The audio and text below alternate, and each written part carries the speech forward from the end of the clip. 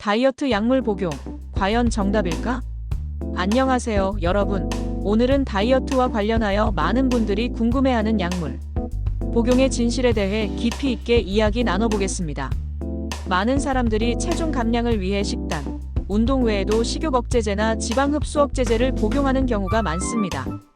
그러나 과연 이 약들이 안전할까요? 우리 몸에 어떤 작용을 하며 장기적으로는 어떤 영향을 줄 수 있을까요? 오늘은 이 약물의 작용 원리, 부작용, 그리고 해독효소 ALDH와의 관계까지 하나하나 짚어보겠습니다. 식욕 억제제, 뇌에 작용하는 약물. 먼저 식욕 억제제에 대해 알아보겠습니다. 이 약물은 말 그대로 식욕을 억제하는 것이 목적입니다. 어떻게 작용하냐면 중추신경계, 즉 뇌에 직접 작용합니다. 뇌에서 배고픔을 덜 느끼게 하거나 포만감을 더 크게 느끼도록 해서 식욕 자체를 줄이는 원리입니다. 주요 성분으로는 펜터민, 로카세린, 부프로피온 마이너스 날트렉손 복합제 등이 있습니다. 이들은 뇌의 시상하부에 작용해 노르에피네프린이나 세로토닌 등의 신경전달 물질을 조절하면서 식욕을 낮춥니다. 단기 효과는 있을 수 있습니다. 칼로리 섭취가 줄어들면 일시적으로 체중이 감소합니다. 특히 식욕을 스스로 조절하기 어려운 분들에게는 빠른 변화가 나타납니다. 하지만 문제는 부작용입니다. 두통, 불면, 입마름, 변비, 심한 경우엔 심장 박동 이상, 불안, 우울감까지 유발할 수 있습니다. 그리고 무엇보다도 뇌에 작용하는 약이기 때문에 심리적 의존성이 생길 수 있습니다. 특히 스트레스 해소를 음식에 의존하던 사람이 갑자기 식욕이 사라지면 오히려 불안과 공허함을 느낄 수도 있습니다. 지방 흡수 억제제, 몸에 들어온 지방을 배출시키는 약. 두 번째는 지방 흡수 억제제, 대표적으로 올리스타트, ORLISTAT 계열의 약물이 여기에 속합니다. 이 약물은 음식 속의 지방이 소장해서 흡수되기 전에 소화효소 리파아제의 작용을 억제합니다. 즉, 지방을 분해하지 못하게 막아버리는 방식이죠.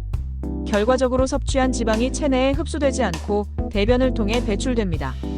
표면적으로는 지방이 쌓이지 않으니 다이어트에 도움된다고 생각할 수 있습니다.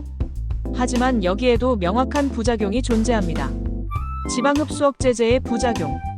흡수되지 못한 지방이 소장해서 대장으로 빠르게 이동, 급성 설사 유발. 지용성 비타민어, D, E, K의 흡수도 억제, 영양 결핍. 3개월 이상 복용 시간, 독성이나 장 기능 저하 가능. 특히 흡수되지 않은 지방은 장내 세균에 의해 산화지방산이나 알데히드로 변질되기도 합니다. 이로 인해 장 염증을 유발하고 전신 염증 반응으로 이어질 수 있습니다. ALDH 해독효소와의 연결고리. 이제 우리가 강조하는 ALDH 해독효소와의 관계를 살펴볼 시간입니다. ALDH는 우리 몸에서 발생하는 알데히드 독소를 해독하는 핵심 효소입니다. 이 알데히드는 음식물 대사, 특히 알코올, 당분, 산화지방에서 다량 생성됩니다. 식욕 억제제나 지방 흡수 억제제를 복용하면 간 해독 부담이 증가하고 미처 해독되지 못한 독소가 알데히드 형태로 축적됩니다.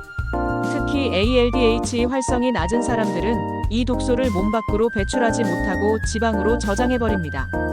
즉, 해독효소가 약한 상태에서 약물만 사용하면 체중은 빠져도 독소는 쌓이고 장기적으로는 더 쉽게 살찌는 체질이 됩니다. 진짜 해답은 억제가 아니라 균형과 해독. 이제 중요한 질문을 다시 해봅시다. 정말 식욕을 억제하고 지방을 억제하면 건강해지는 걸까요? 우리가 원하는 건 지방 감소가 아니라 건강한 몸입니다.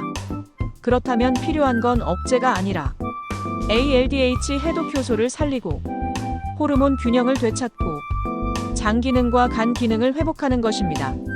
건강한 대안은 ALDH 활성 영양소, 비타민 B1, B, NAD, 글루타티온, 시스테인 등 간 기능 강화 식품, 브로콜리, 케일, 밀크시슬, 발효 유산균 등 지용성 비타민 보충.